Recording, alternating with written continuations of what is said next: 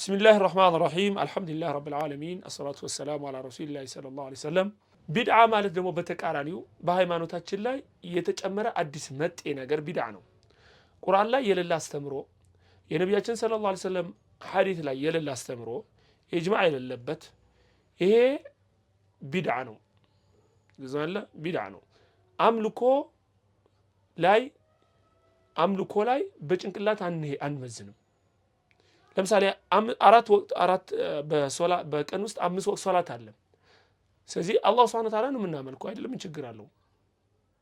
ስድስተኛ እንጨምር፣ ሰባተኛ እንጨምር አይባልም።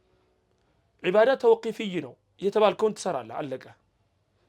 ስራ የተባልከውን ትሰራለህ፣ ሌላ ነገር የለውም።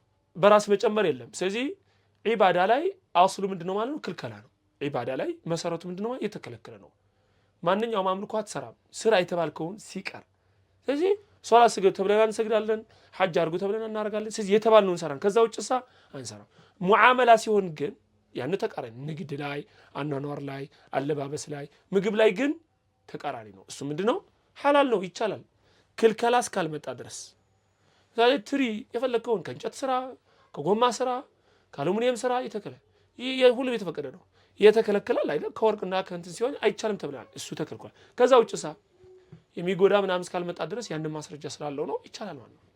ስለዚህ ዒባዳ ላይ መሰረቱ ምንድነው ነው? የተከለከለ ነው ስራ እስካልተባልክ ድረስ።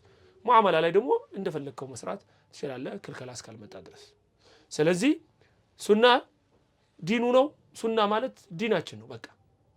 ቢድዓ ማለት በሃይማኖታችን ላይ የተጨመረ ነው፣ ጥመት ነው። ነብዩ ሰለላሁ ዐለይሂ ወሰለም ኩሉ ቢድዓቲን ضላላህ ወኩሉ ضላለቲን ፊናር ብለዋል። ሁሉ መጤ ነገር ሁሉ ጥመት ነው፣ ጥመት የእሳት ነው። ሃይማኖታችን ላይ ጥመት ቢድዓ መጨመር መጤ መጨመር አያስፈልግም። ክርስቲያንና ይሁዳዎች ሙስሊሞች ነበሩ። ይሁዳ የሙሳ ተከታይ ናቸው፣ ክርስቲያኖች ደግሞ የኢሳ ተከታዮች ናቸው። እዚህ ድረስ የደረሱት ለምንድን ነው? ሃይማኖታቸው ላይ አዲስ ነገር ሲጨምሩ እዚህ ደረጃ ደረሱ፣ ከፈሩ። ስለዚህ በሃይማኖት ላይ አዲስ ነገር ሲጨምር የሆነ ነገር እየጨመርክ ምን ሆነ? ጥመት እየመጣ ሌላ ሃይማኖት አድርገህ ትሆናለህ። በቃ ሌላ ሃይማኖት ነው የምታደርገው። ሃይማኖት ላይ አዲስ ነገር አይጨመርም ማለት ነው።